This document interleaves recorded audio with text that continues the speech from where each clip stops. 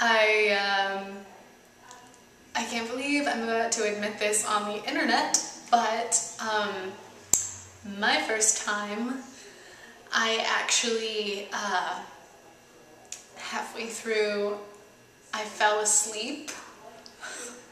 It's really embarrassing.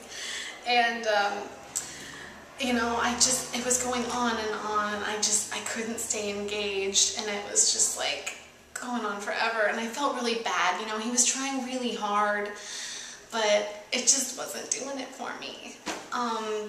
But, you know, since then, it's been great, and I've had a lot of really great experiences, and built up a stamina, and now, you know, I can make it through like 3.5, 4 hours.